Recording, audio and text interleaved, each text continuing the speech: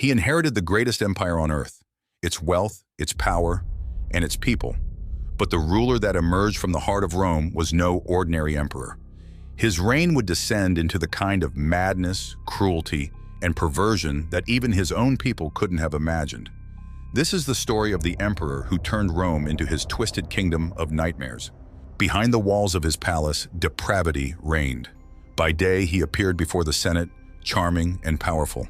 But by night, his palace became a temple of excess, where nothing was sacred, not even family. He committed one of the most shocking acts of all, taking his own sister Drusilla as his lover. He paraded her through the halls, treating her not just as a sibling, but as his wife. Some say he saw her as his equal. Others claim it was part of his delusion that he was a god. Together they ruled the palace, and when she died, he declared her a goddess and mourned as though half of his soul had been torn away. The palace halls echoed with depravity, orgies that defied imagination, where no boundary was left unbroken. He summoned nobles' wives to his private chambers, claiming their bodies as if they were spoils of his power. He treated women and men alike as pawns, using them for his own pleasure, then casting them aside when he was done. For the emperor, nothing was forbidden. He was convinced he was not just a ruler, but a living god, above law, above morality, and above judgment. He declared himself divine and forced the Roman people to bow before him, demanding their worship as if he were Jupiter himself. When Drusilla died, he proclaimed her a goddess, building shrines in her honor. But his delusions went even further.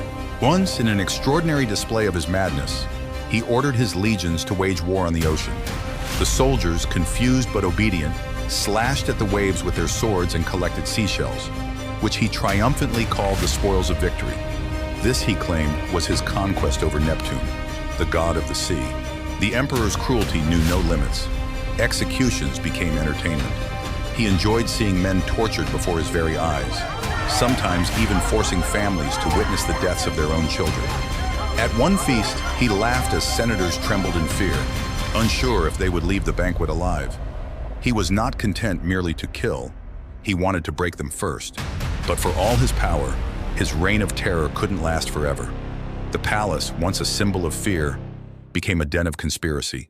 His own bodyguards, the Praetorian Guard, realized that the man they were sworn to protect had gone too far, that his madness threatened not just their lives, but the entire Roman Empire.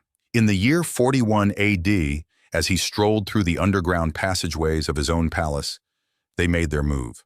He was stabbed more than 30 times by soldiers, nobles, and even members of his own family. The emperor, who thought himself untouchable, died in a pool of blood, his body left to rot as his assassins fled. His reign had lasted just 4 years. His name was Gaius Caesar Augustus Germanicus, but the world would remember him by a different name, a name that still sends shivers through the halls of history: Caligula.